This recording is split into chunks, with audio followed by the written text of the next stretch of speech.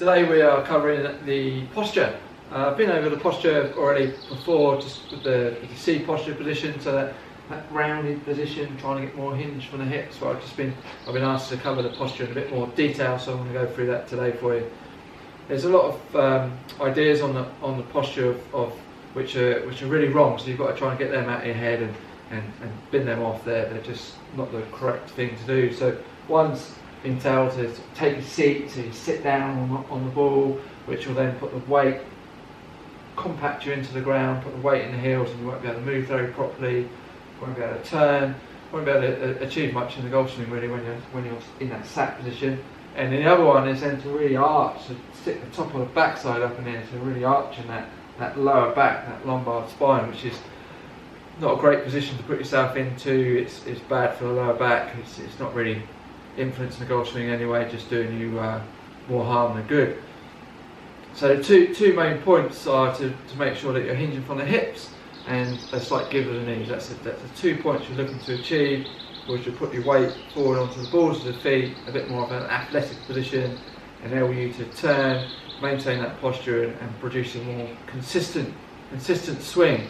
So those two myths of taking the seat and sticking your backside up in the air, which isn't a particularly good look anyway, you've just got to forget them. They're just wrong. So a good way to try and achieve it is, say with your driver, or I'm using a dowel today, is just to get used to that hinging from the hips to begin with, and trying to keep that back reasonably straight, avoiding bending from the middle back and arching over that golf ball, which is then putting that weight, like I said, back in the heels. So if you stand up straight, put that down your chest, just hold it with one hand at the top, one hand in the middle, and then just get used to tilting forward from the hips, keeping that back reasonably straight with a slight give of the knees, which is quite a difficult position to achieve.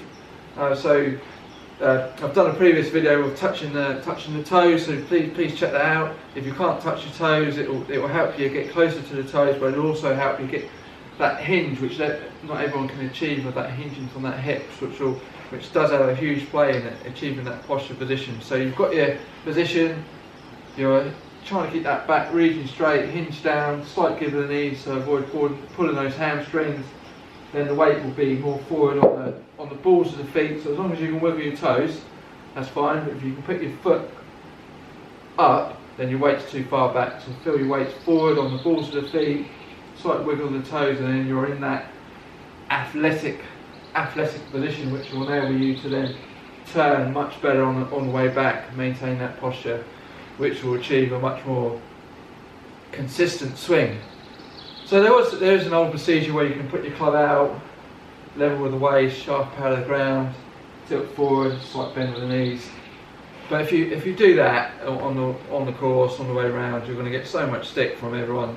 You just won't do it, and you'll just forget that and just go back to your normal posture. And plus, it will take too long, and you'll start thinking about stuff over the shot, and you'll hit a bad shot down there and then get frustrated, which is the last thing you want on the golf course.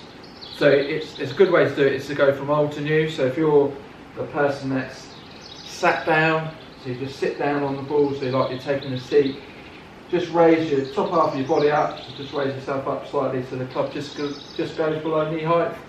So you sat down, raise yourself up, and then get the club back to the ball by tilting forward, and then a slight give of the knees, which will put you in that position. You might need to readjust yourself slightly, so you might need to move back like half a club head to get yourself back in that position.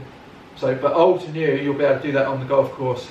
You'll be able to do that comfortably. You won't worry about anyone thinking, oh, you're going too slow and what you're doing, and you'll be able to put that new posture in place. And plus, you know where you are. When you know you're in that old wrong position, and then you can adjust to the new position, you know where you're at, rather than being totally lost on what you're trying to achieve.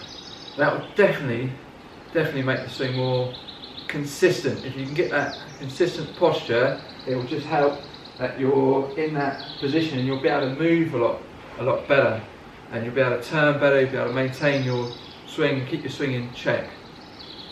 So I hope that clears everything up for you. So the main bits are hinging from those hips, slight give of the knees, weight forward. A good checkpoint is if you've got a belt on a belt buckle below the back part. So if you tilt it forward, you're looking for that belt buckle lower than the back part of the belt, so you've got that angle there, so that's tilted forward into the ball rather than that being flat and sat and not being able to move. So you've basically just taken the seat and just sat there, and well, that's it after that really.